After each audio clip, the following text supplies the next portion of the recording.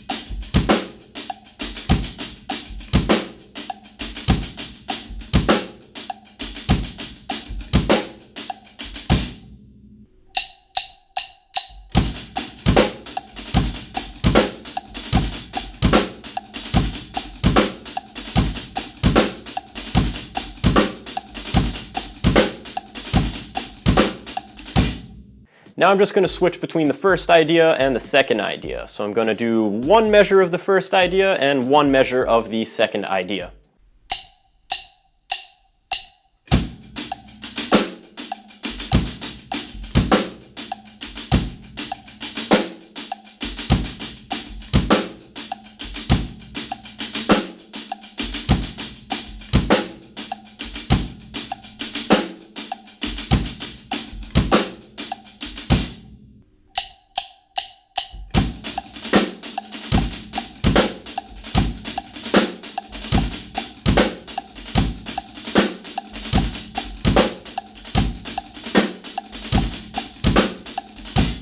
The third idea functions like a little drum fill sort of embedded in the groove. I love this little lick because it makes it sound like you're playing way faster than you actually are.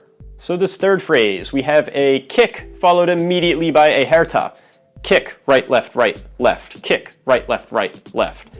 And be as precise as possible with the spacing of those strokes. We don't want the first two strokes of the herta to bunch up and sound like a flam. Just repeat that little pattern twice to fill the space of beats 1 and 2, and again we'll use that first pattern for beats 3 and 4.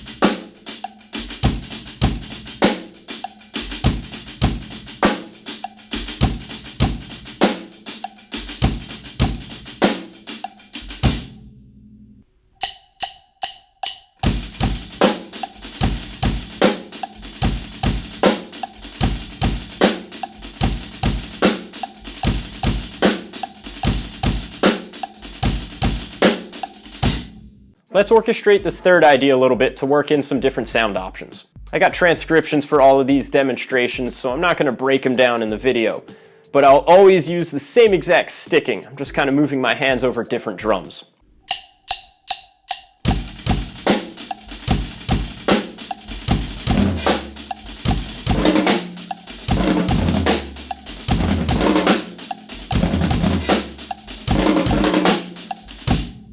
So hopefully that's enough to get you started with this groove. Begin by playing very slowly and gradually build up the speed.